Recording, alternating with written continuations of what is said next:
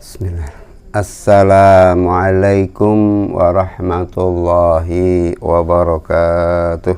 Waalaikumsalam warahmatullahi wabarakatuh. Ala hadhihi niyah wa likulli niyatin salihah wa ila hadratin nabiyil mustafa rasulillahi sallallahu alaihi wasallam wa ala alihi wa azwajihi wa dhurriyyatihi wa ahli baitihi wa muallif hadzal kitab al-Fatihah. A'udzu billahi minasyaitonir rajim. Bismillahirrahmanirrahim.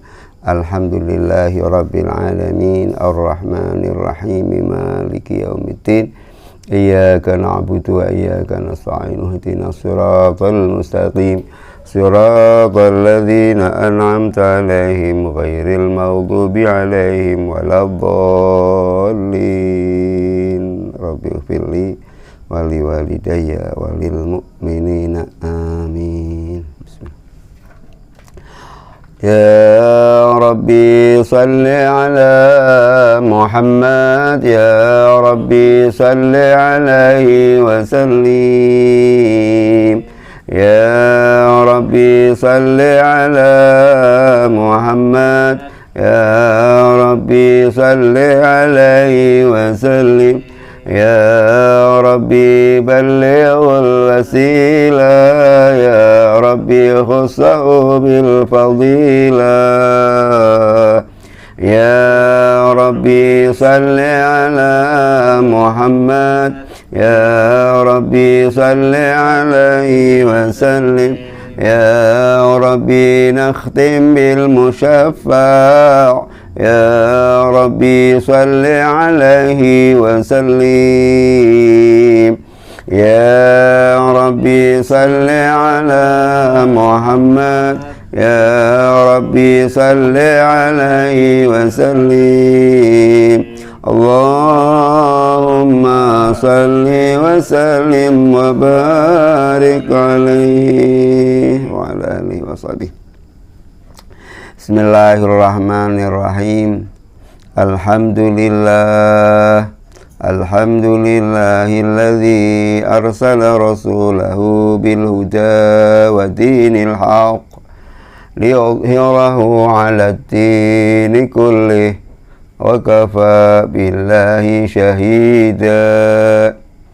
Ashhadu an la ilaha illallah wahdahu la syarika lah wa ashhadu anna Muhammadan abduhu wa rasuluh.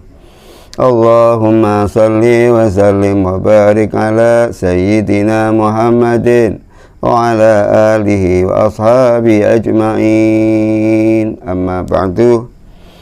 Hadratal mukarramin wal muhtaramin, para alim, para kiai, para ustadz wal ustadzah, wabil khusus kepada nahdiyin wal nahdiyat, muslimin dan muslimat. Mengawali pembacaan kitab ini, marilah kita bersama-sama memanjatkan puja dan puji serta syukur kita kepada Allah Subhanahu wa ta'ala atas segala limpahan nikmat, limpahan rahmat serta limpahan sehat. Alhamdulillah, pada malam hari ini kita masih diberi kesehatan oleh Allah Subhanahu wa ta'ala sehingga kita dapat melaksanakan kewajiban kita sebagai muslim. Yang pertama, menjalankan ibadah sholat fardu maghrib dan dilanjutkan dengan kewajiban talabul ilmi.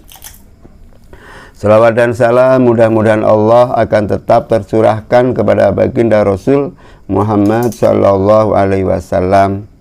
Atas perjuangan beliaulah kita dapat memeluk agama yang diridhai oleh Allah Subhanahu wa ta'ala. Ma'asyiral hadirin jamaah yang dimuliakan oleh Allah. Pada pembahasan yang lalu kita sedikit banyak sudah menggambarkan bahwa umat Islam di Indonesia sejak dulu tetap berpegang teguh kepada i'tiqad atau faham ahlus sunnah wal jamaah. Kita akan lanjutkan pembacaan berikutnya. Bismillahirrahmanirrahim. Qala al-musannifu rahimahullahu ta'ala wa nafa'na bihi wa bi'ulumihi fit taraini amin.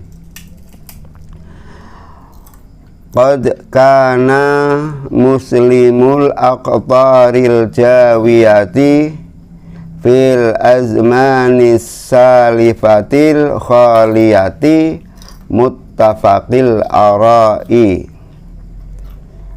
Qad kana, sungguh telah ada, muslimunal aqtaril jawiyati, muslim tanah Jawa, fil azmanis salifati, pada zaman yang dahulu, al khaliyati, yang telah lewat, muttafaqi, sepakat, al-arai, pada pendapat, wal madhabi, dan bermadhab, wal madhabi wal muttahidil ma'khadhi wal mashrabi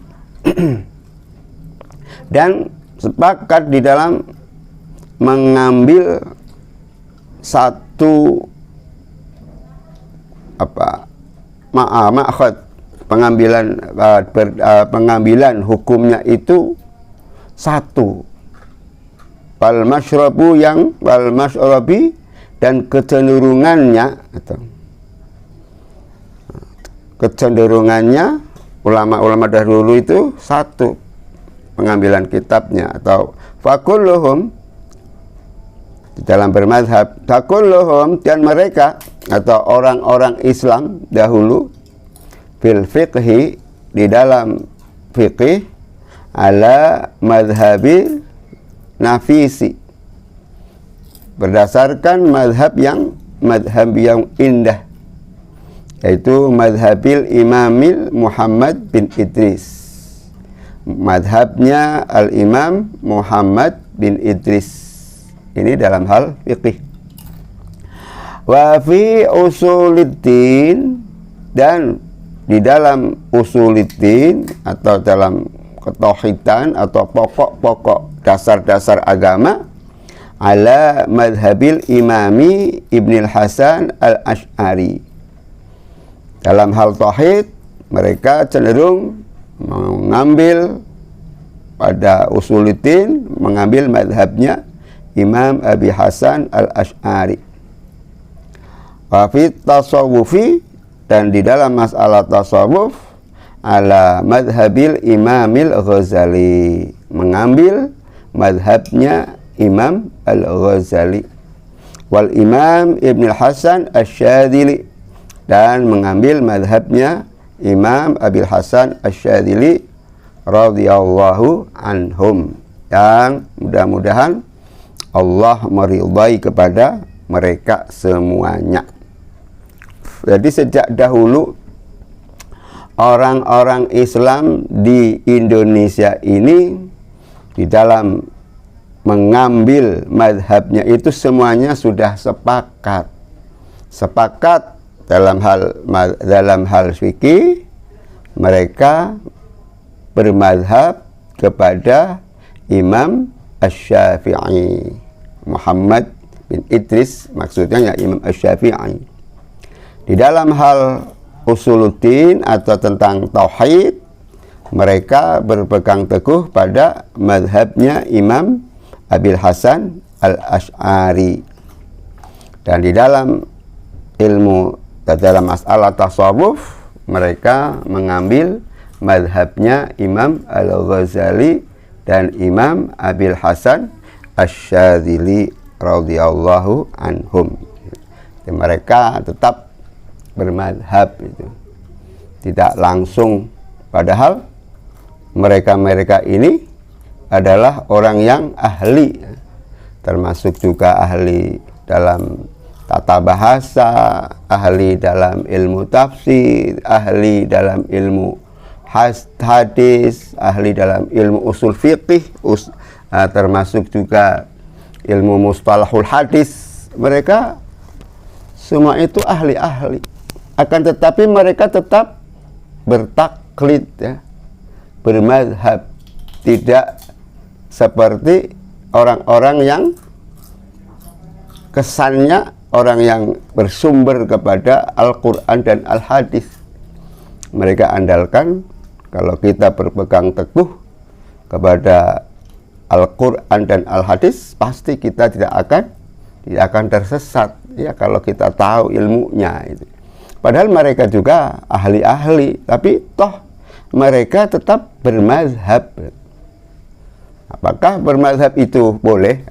Bahkan ada yang mengatakan yajibu. Yajibu jumhuril ulama ilmu haqiqin. Para jumhur ulama atau mayoritas ulama itu mewajibkan kita bermazhab atau bertaklid. Tapi ala kulli man laisa lahu ahliyatun, bagi orang yang tidak mempunyai keahlian dalam bidang ilmu. Kalau kita tidak mampu berijtihad, ya kita mazhab, kita taklid, kita ikut ya. Tapi ketika kita mengikuti juga kita jelas ya, kita jelas siapa yang kita ikuti.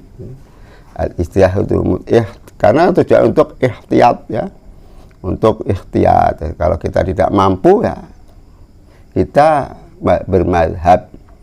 Tapi kalau kita mampu ya boleh kita langsung ijtihad sendiri. Tapi syaratnya berbagai macam syarat. Sehingga Al-Quran pun telah memerintahkan kepada kita fas'alu ahla dzikri in kuntum la ta'lamun. Bertanyalah kalian sekiranya kalian itu tidak mengetahui. Jadi ada perintah kita untuk bertanya, karena kita ini tergolong orang yang sedikit ilmunya. Jadi kita masih perlu bertanya kepada para ahli ilmu. Nah, tujuannya untuk bermazhab ya diantaranya untuk ihtiyat ya. Ihtiyat kita, kehati-hatian kita fi akhdiddin, di dalam mengambil tentang agama. Fala ya'khudhu min ghairi ahli. Kita tidak boleh mengambil agama tetapi bukan pada orang yang ahli. Kan an Ibnu Sirin, hadzal ilmu din. Ilmu ini adalah agama. Fanzuru, maka telitilah, seleksilah kalian atau selektiflah kalian, aman dari siapa, ta'khuduna dinakum, dari siapa kalian mengambil agama. Jadi kita ketika menganut atau mengikuti kepada orang yang ahli agama itu, kita harus tahu siapa guru kita. Kalau guru kita memang mumpuni, ya kita mengambil darinya. Begitu juga di dalam tentang ilmu-ilmu yang kita sebutkan tadi. Ketika kita dalam hal fikih, kita ikut mazhab Imam Asy-Syafi'i. Dalam hal usuluddin, kita mengikuti mazhab Imam Abi Hasan Al-Asy'ari. Di dalam tasawuf, kita mengikuti mazhab Al-Imam Al-Ghazali atau Imam Abi Hasan Asy-Syadzili itu. Kemudian innahu, sesungguhnya, hadasa fi ami alfin wasalasi mi'atin wasalasina ahzabun mutanawwi'atun. Kemudian telah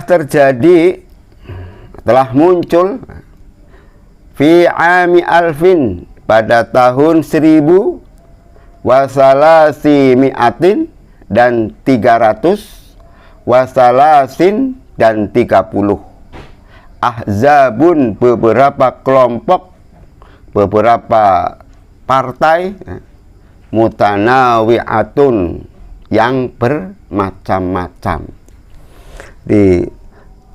Pada tahun 1000 1330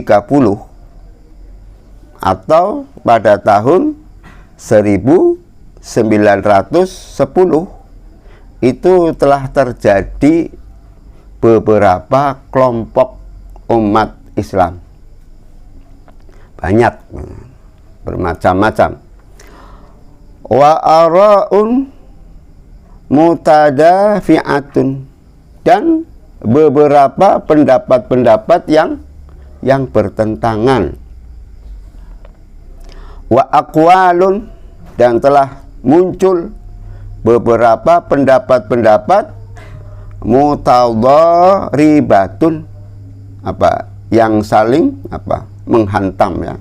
Doroba itu kan memukul, artinya pendapat-pendapat yang saling menghantam. Satu menurut pendapatnya ini menghantam pendapat yang lain, satu pendapat yang berbeda-beda yang saling bertentangan. Warijalun mutajadzabatun, dan beberapa orang yang saling tarik menarik. Mujadzab itu saling tarik menarik dalam hal dalil, mengaku, mengklaim dirinya benar. Satu kelompok mengklaim dirinya benar.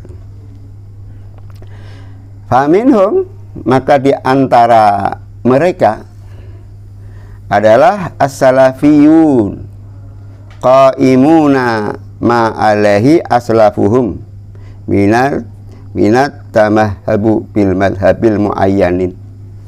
Di antara mereka yang disebutkan di atas tadi, ada yang saling perbedaan, berbagai macam kelompok-kelompok itu diantaranya salafiyun. Salafiyun itu yang dimaksud ulama-ulama terdahulu, bukan ulama salafi. Salafiyun itu ulama-ulama terdahulu. Al-qaimuna, yang telah menegakkan alama ma'alehi aslafuhum, terhadap pegangan ulama-ulama terdahulu. Di antaranya yang menduga kepada madhab bil madhabil muayyani, tapi madhabnya yang telah ditentukan. Dan mereka watamasuki bil kitabil mu'tabarah. Ulama-ulama salafiyun itu, satu kelompok di antara ulama-ulama terdahulu itu berpegang teguh kepada kitab-kitab yang mu'tabarah.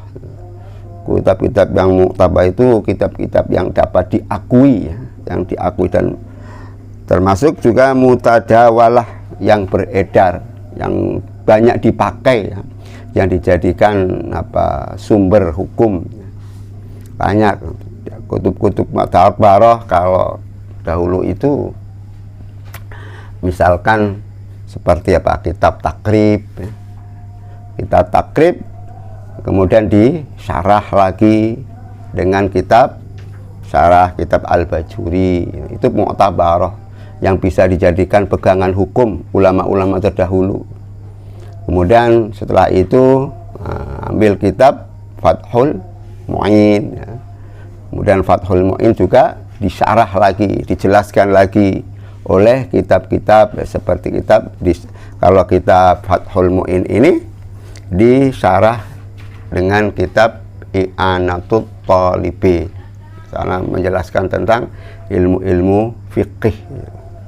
Ini tergolong kitab-kitab yang mu'tabarah, sehingga kalau di pondok-pondok pasti setiap pondok salaf, maksudnya pondok salafiyah ya, setiap pondok salafiyah atau pondok tradisional pasti yang kitab-kitab yang dibaca takrib tidak ketinggalan, pasti dibaca takrib. Setelah takrib nanti Fathul Mu'in, itu nanti ada syarahnya yang kita tadi sebutkan. Syarahnya diantaranya kalau takrib syarahnya adalah kitab Al-Bajuri, kalau Fathul Mu'in syarahnya adalah kitab I'anatul Talibin. Itu kitab-kitab yang mu'tabarah, yang bisa dijadikan sandaran hukum. Dan mereka dulu itu berpegang kepada kitab-kitab yang mu'tabarah, yang telah beredar, Kemudian wa mahabbati ahlul bait. Ulama-ulama salaf dahulu itu senang atau cinta kepada ahlul bait. Ahlul bait ya para habaib lah.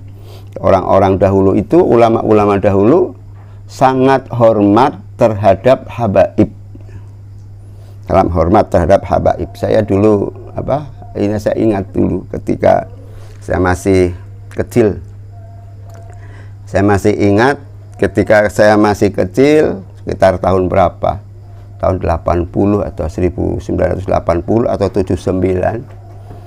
Kalau di daerah saya itu ada sering datang seorang habib, tapi yang orang di sekitar kita ini kenalnya Habib Sagap, tapi tidak tahu Habib Sagap itu awalnya siapa. Pokoknya taunya Habib As-Sagap. Nah, itu biasanya 1 bulan sekali datang ke pondok pesantren saya, itu datang setiap bulan sekali. Dan kalau Habib ini berkhutbah, pasti khutbah itu beliau khutbah pasti menangis. Pokoknya setiap khutbah pasti menangis. Namanya Habib Sagap dulu. Nah, saya kebetulan karena sukanya di masjid, kalau habis sholat Jumat ya kita di masjid. Kemudian Pak Kiai saya itu Kiai Anas almarhum rahimah, mudah-mudahan Allah memberikan rahmat. Beliau ini man santri. Kalau bahasa Jawanya ke ono panganan sisanya Habib dicupuk. Akhirnya ini ada makanan sisanya dari Habib. Akhirnya di sana kan kalau ada makanannya Habib kan saling berebut lah. Termasuk saya juga suka sering berebut makanannya para habaib. Kalau Habib Sagap itu ceramah di pondok saya itu pasti kan dikasih makan sama kiai saya. Nanti sisa makanannya kan banyak, lauk pauknya juga banyak. Nah, kita ambil tabarukan, kita mengharapkan barokahnya dari Habib. Sisa makanan kita berebut sama santri-santri yang lain. Ada yang berebut minumannya, ada yang berebut habis piringnya. Itu nama tabarukan, mahabbah itu. Wa mahabbati ahlul bait. Ahlul bait itu. Jadi cinta kiai-kiai dulu atau ulama-ulama dahulu itu cinta kepada para habaib. Pokoknya apa yang diminta oleh habaib, kalau di sana biasanya pasti mereka kabulkan, kasih. Wal auliya'i, dan suka terhadap para wali, para ulama-ulama wassalihin dan ulama-ulama soleh. Watabarruki, dan suka ulama-ulama dahulu itu suka mengambil barokah atau tabarukan bihim terhadap mereka, baik terhadap para aulia maupun terhadap para ulama-ulama soleh. Ahyan wa amwatan, baik ulama-ulama itu yang masih hidup maupun ulama-ulama yang telah meninggal. Jadi kalau masih hidup ya kita kunjungi, mengharapkan barokahnya, itu silaturahim, atau mungkin kita mengaji di sana walaupun 1 bulan 2 bulan tabarukan. Biasanya kalau bulan Ramadan itu, biasanya kalau bulan Ramadan orang-orang tua kita itu keluar dari rumah menuju ke pondok pesantren, kadang keluar 1 bulan tujuannya untuk mengambil barokah. Padahal orang-orang yang sudah tua tetap mengaji, sengaja keluar bulan puasa 1 bulan, pulang-pulang nanti kalau mau lebaran. Nanti kalau bulan puasa kan ada istilah pasaran. Pasaran itu 1 bulan full mengaji. Jadi betul-betul niatnya beribadah di dalam bulan puasa. Tapi bekalnya sudah disiapkan. Orang yang di rumah juga sudah full. Kebutuhannya yang di keluarga di rumah sudah full.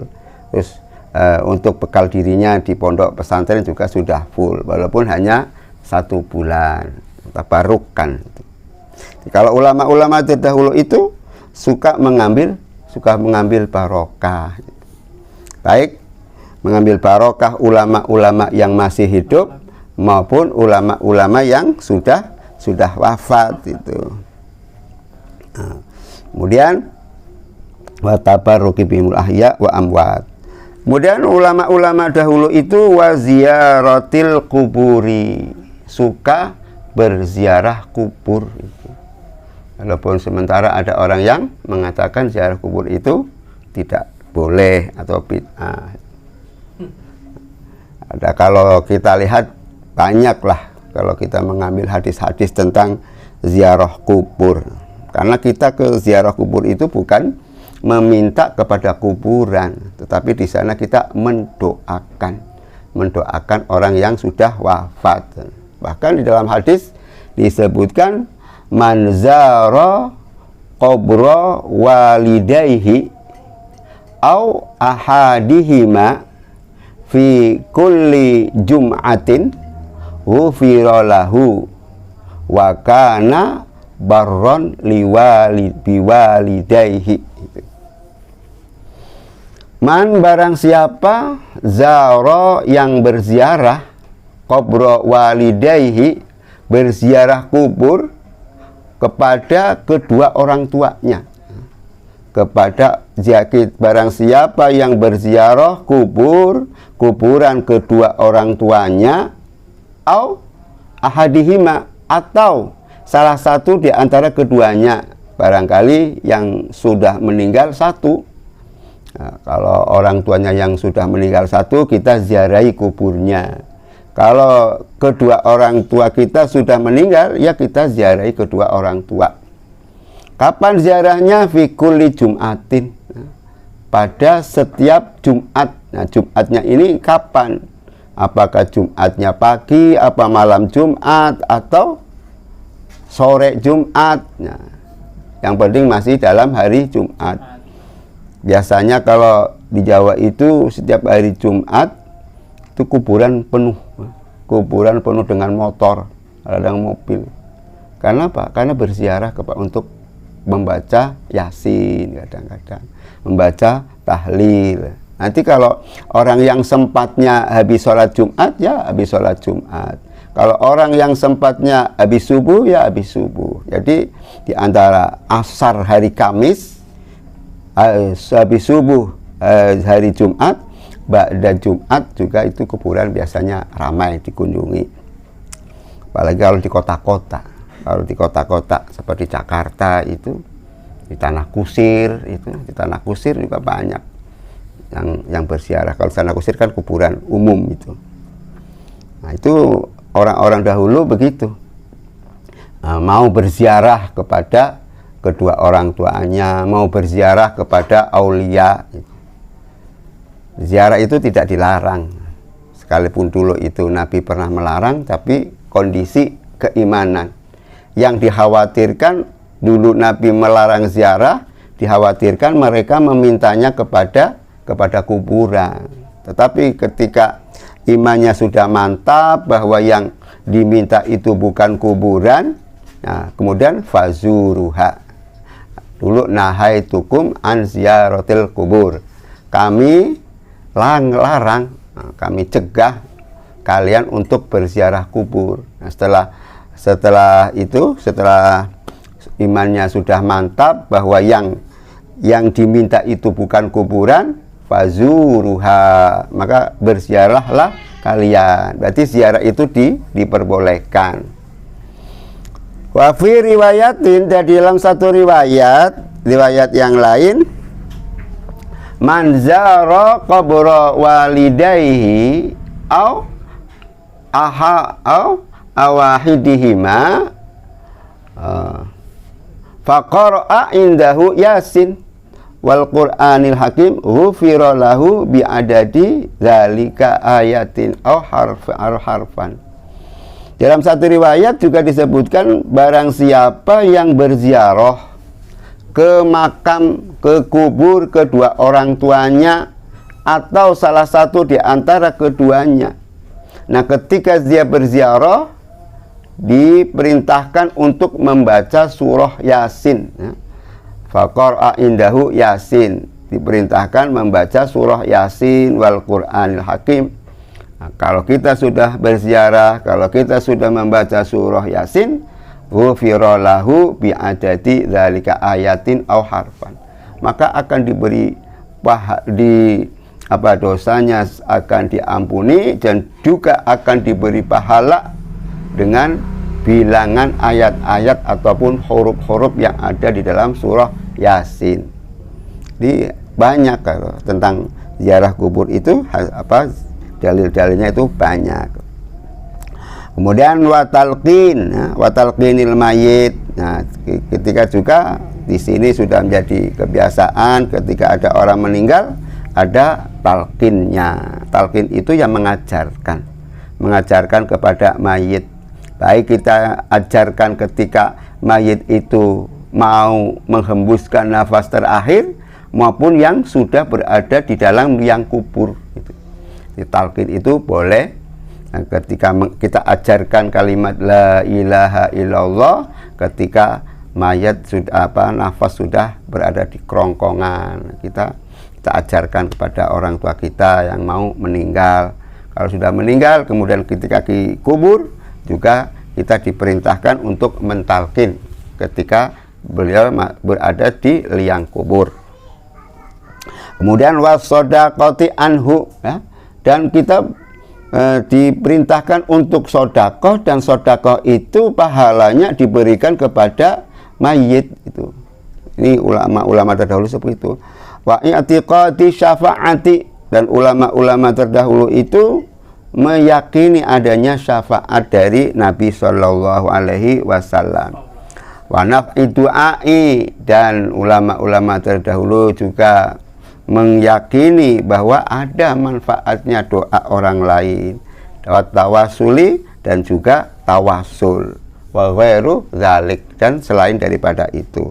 Jadi ulama-ulama terdahulu itu tetap meyakini bahwa ketika selalu berpegang teguh kepada kitab-kitab yang mu'tabarah dan cinta kepada ahlul bait, cinta kepada para wali, dan juga cinta kepada para solehin, dan termasuk juga tabarukan terhadap mereka baik dalam keadaan hidup maupun sesudah wafat, termasuk juga ziarah kubur. Bahkan sampai sekarang tuh, kalau ziarah kubur tidak dalam rangka PPKM itu ziarah kubur penuh itu. Tapi kalau kondisi saat ini ada PPKM ya ziarah kubur sedikit. Jadi intinya ulama-ulama Indonesia dahulu itu pada tahun 1910 sudah adanya muncul ya berbagai macam kelompok. Ada yang saling bertentangan pendapatnya saling menghantam dan saling tarik menarik atau saling mengklaim. Tapi sampai sekarang pun masih ada. Mudah-mudahan yang sedikit ini ada manfaatnya. Insya Allah akan kita sambung kembali pada pertemuan yang akan datang, dan barangkali terdapat kesalahan kami mohon maaf yang sebesar-besarnya. Wallahul muwaffiq ila aqwamit thoriq. Assalamualaikum warahmatullahi wabarakatuh.